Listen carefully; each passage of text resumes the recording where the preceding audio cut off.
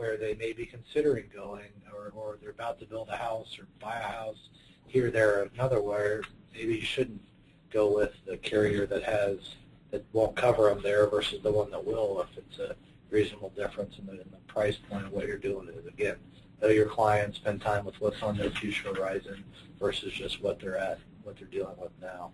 I combined the two of those, but there should be several in there.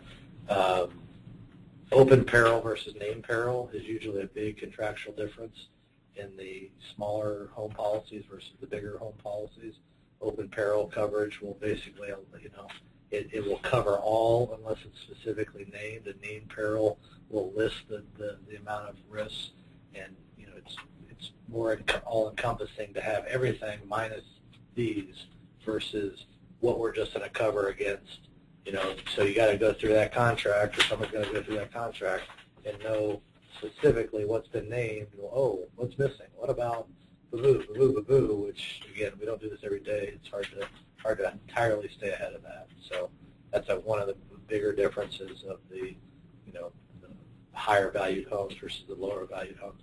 The other big one that has been prevalent for really the last 15, 20 years is the concept of guaranteed replacement costs versus either like, kind, and quality, or a combination of offer actual cash value for that. So classic example is, your house burns down.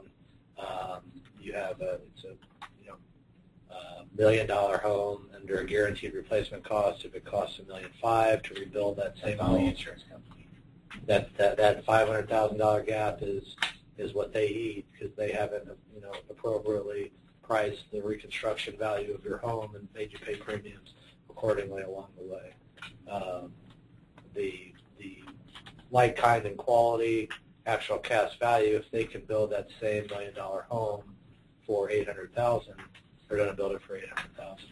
So that $200,000 gap, or in that instance, it's $600,000 gap of I forget my math, what I said first, but whatever the gap is between the two, 1.5, so $700,000 difference there, because it really costs 1.5, but they could skinny it down and build it for $800,000.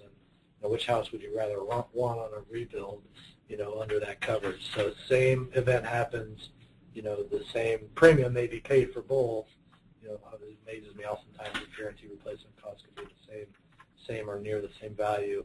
And some of that, I always wondered why. I think the more that I've come to the conclusion of, whenever it's insurance, and insurance is outside of their normal risk tolerance, the actuarial piece of it will price that more expensive because they really don't want that risk, right? Because it's too much of a higher dollar amount for that particular coverage. So on that $1.5 million rebuild, they'll price it, a lot higher than what, at a higher level than what even maybe the market is, because it's outside of their risk comfort.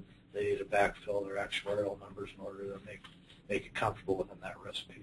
Yeah, so it's a shotgun versus a rifle approach. The broker and the more tailored organization that do guaranteed replacement are going to ask you specifics about the home, finishes, the guts, the skin, all that stuff. What do you have to protect and keep it safe and in good shape? State Farm is going to ask you, again, we're not big on State Farm, but State Farm is going to ask you if you have a monitored fire. That's about all they're going to ask. That's about it. But Dan's going to come back, someone like Dan's going to come back with 10 or 15 questions.